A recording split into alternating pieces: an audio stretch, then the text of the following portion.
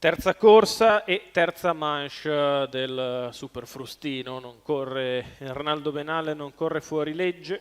L'1 Falco Trio, Luciano Messineo, 2 Fonzi dei Daltri, Maurizio Cheli, 4 Heller Tama, Roberto Vecchione, 5 Frullino, Santomollo, 6 King of the Rail, Marco Stefani, 7 Eli VL, Roberto Ruvolo.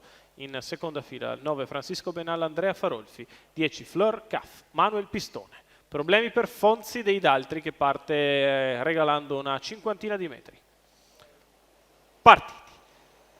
È veloce Frullino che prova a scavalcare in tutti i modi Heller Tama ma non sembra riuscirci. King of the Rail all'esterno di questi due. Si imbocca la prima curva, King of the Rail che passa nei confronti di Heller Tama. Alla fine Frullino si è dovuto sistemare terzo perché non è riuscito a scavalcare la rivale di Roberto Vecchione. 14 il lancio comunque svelto per King of the Rail che rallenta ora il comando. Numero 2 Fonzi dei Daltri squalificato. Frullino, poi in quarta Fleur Caff che precede Falco Trio, ancora Eli VL e alla retroguardia chiude il gruppo Francisco Benal. 29,6 per i primi 400 metri di corsa, spostato all'esterno Fleur Caff, in mezzo alla pista avanza Eli VL. Si viene ad imboccare addirittura per il passaggio con King of the Rail che continua nel suo percorso d'avanguardia, Fleur Caff che avanza allo scoperto, apparigliando ora Heller Tama.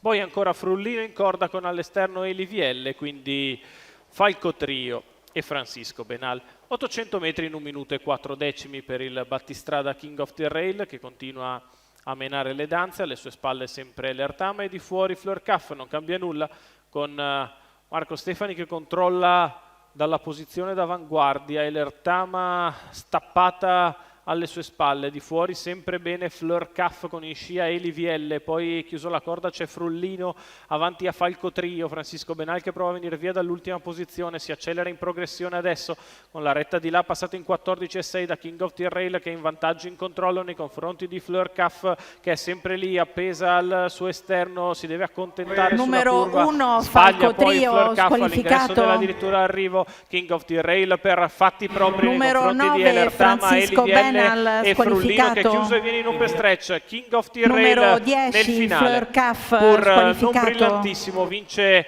in maniera chiara e netta. Frullino sprinta bene, fa il secondo, al terzo Heller Tama 1:14,8, 1 minuto la chiusa.